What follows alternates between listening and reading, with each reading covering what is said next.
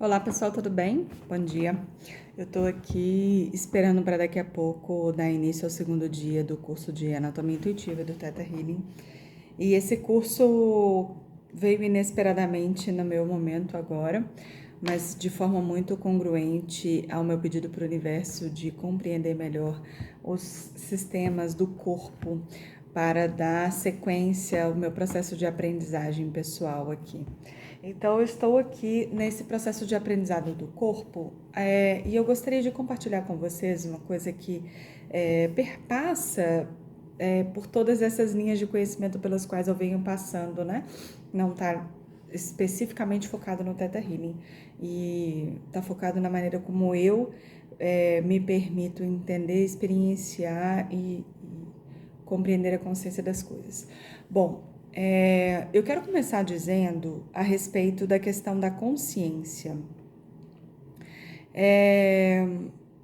Apesar disso ser muito claro para mim desde sempre, através do Access foi muito evidente, foi muito interessante, muito gostoso retomar essa consciência de que tudo tem consciência, absolutamente tudo, dessa caneta, aquele quadro ali atrás, esse tablet que está me filmando, todas as coisas têm consciência, todas as coisas são formadas por uma matéria que também tem consciência, todas as coisas podem ser retomadas, assim, de alguma forma.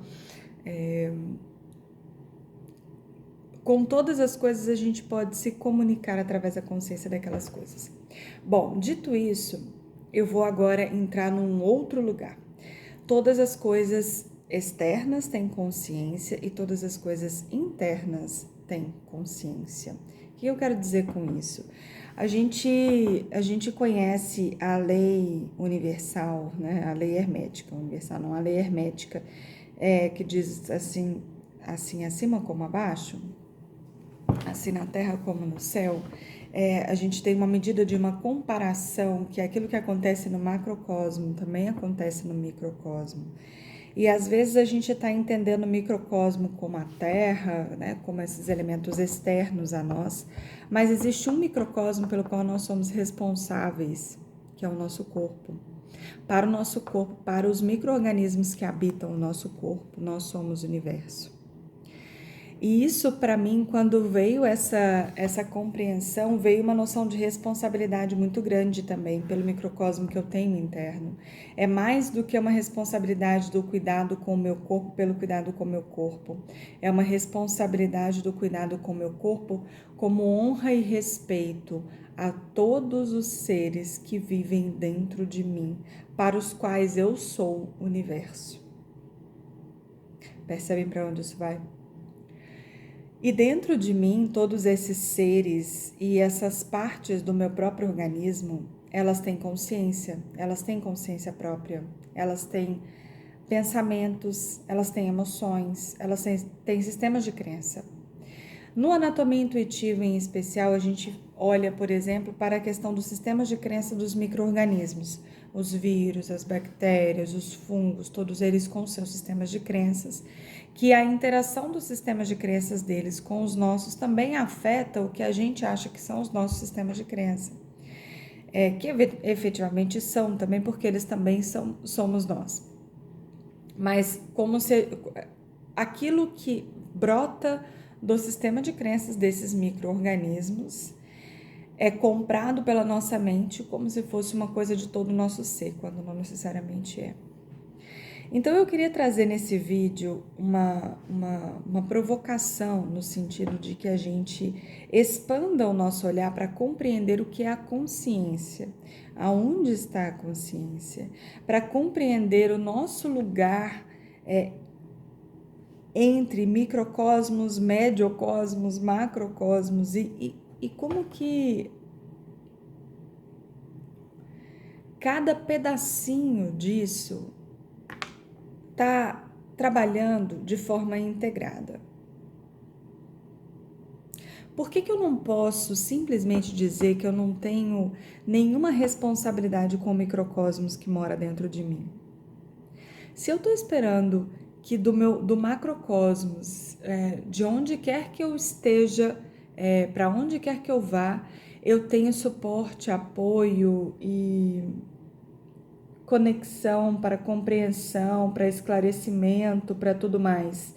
Em relação ao que eu sou, ao meu propósito, ao que eu vim fazer, ou as coisas que estão acontecendo na minha vida, porque eu não posso esperar que eu também possa ser isso para as consciências que habitam dentro de mim.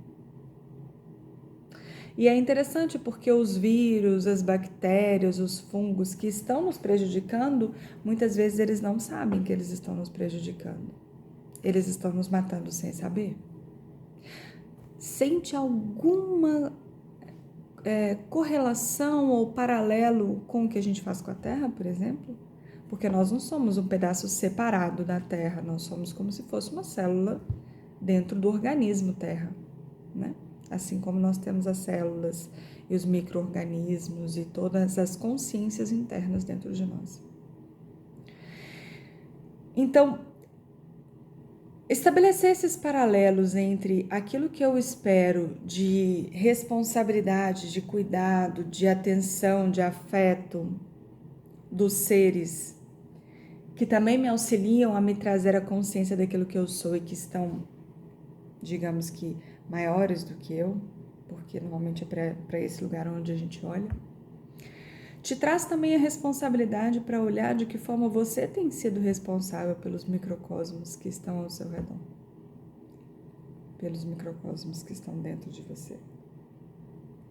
E isso muda muito, para mim, mudou muito, a relação que a gente estabelece com tudo que nós somos, com o nosso corpo, com a honra do nosso corpo, com a comunicação com o nosso corpo, com compreender, às vezes, mensagens que vêm de uma forma dúbia ou que às vezes vêm informações truncadas do nosso próprio corpo. Para quem estabelece uma comunicação com o corpo, sabe que às vezes acontece da gente ficar meio truncado ou de vir mais de um tipo de informação, de qual consciência essa informação vem.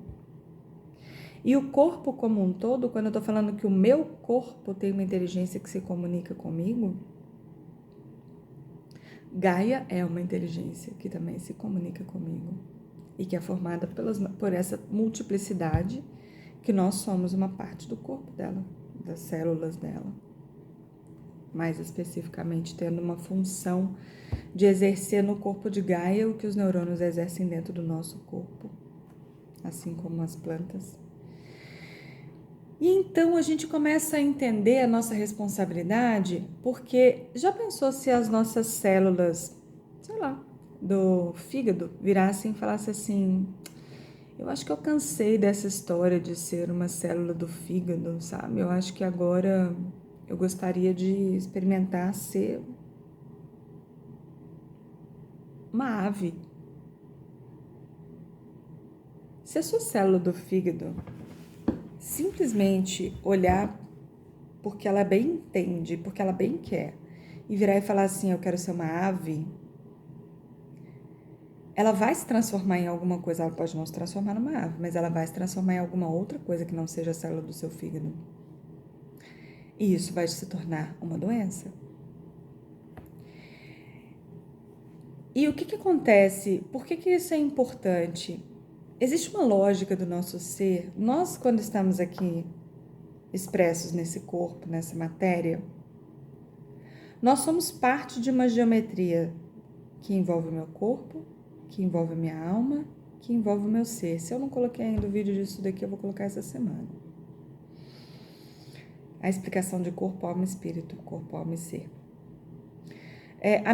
O meu ser, antes da minha alma encarnar, desenhou para mim, em consciência, uma trajetória daquilo que eu desejava experimentar, daquilo que fazia sentido para o meu ser experimentar, a partir de um estado de consciência plena, pura. A partir desse estado de consciência, o meu ser elegeu situações, pessoas, lugares, caminhos, padrões, liberações que eu gostaria de experimentar em direção a um rumo de conhecimento, expansão, que segue aqueles 4 movimentos do universo, que se eu ainda não coloquei o vídeo eu também vou colocar, que já está pronto, que é expressão, experimentação, integração e transcendência. Eu não vou ficar explicando eles aqui, porque tem um vídeo só para isso. Então, por exemplo, vamos voltar para a nossa célula lá do fígado. Se a nossa célula lá do fígado resolvesse vir a se tornar um pássaro e não uma célula do fígado, e ela se tornasse alguma outra coisa que não uma célula do fígado, por isso,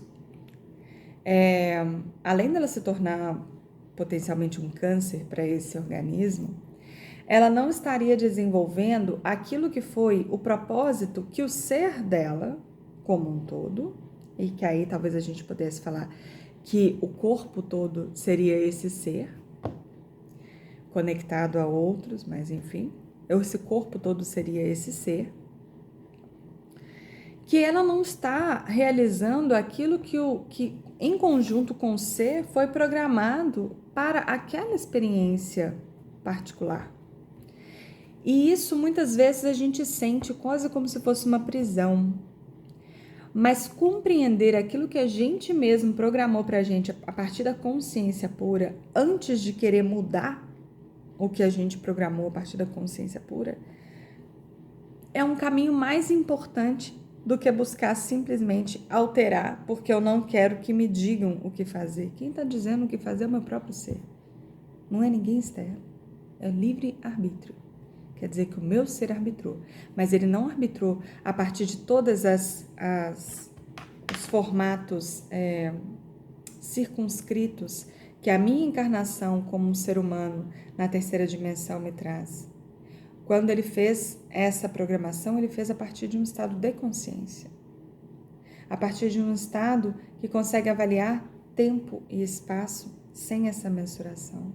A partir de um estado que conecta as várias dimensões aonde meu ser se expressa. De que vale brigar com a inteligência do meu próprio ser para criar um caminho diferente? A quem a gente está respondendo quando a gente quer criar um caminho diferente do que a gente mesmo traçou para nós? E aí, nesse sentido, quando eu vejo alguém com um dom, com uma capacidade, com uma habilidade,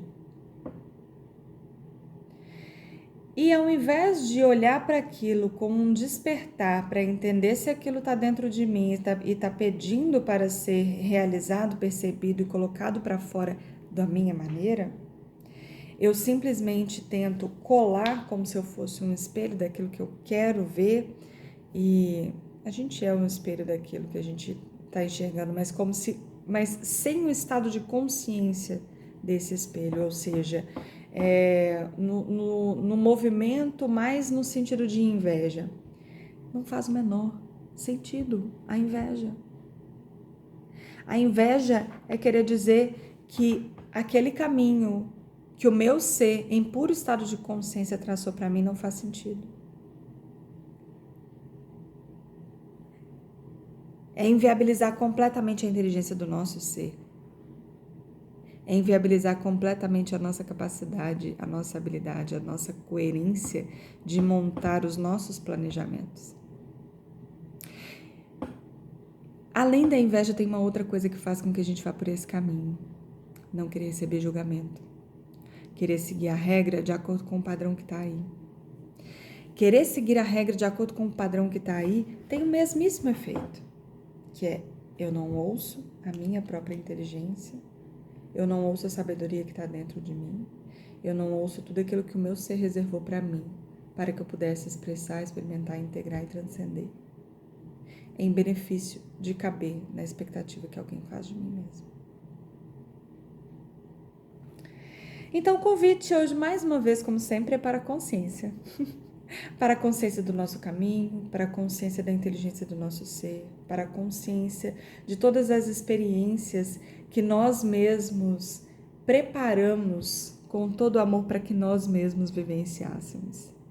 E nesse sentido, para abrir-se para acolher e receber de forma amorosa aquilo que nós mesmos nos dedicamos a criar para nós. É isso o recado de agora. Gratidão, beijo e beijo para esse corpinho com todo o meu microcosmos, com todos os meus micro-organismos, células, com todo o meu amor para todo ser que eu sou. Espero que vocês tenham todo esse amor para todo ser que vocês também são. Um beijo.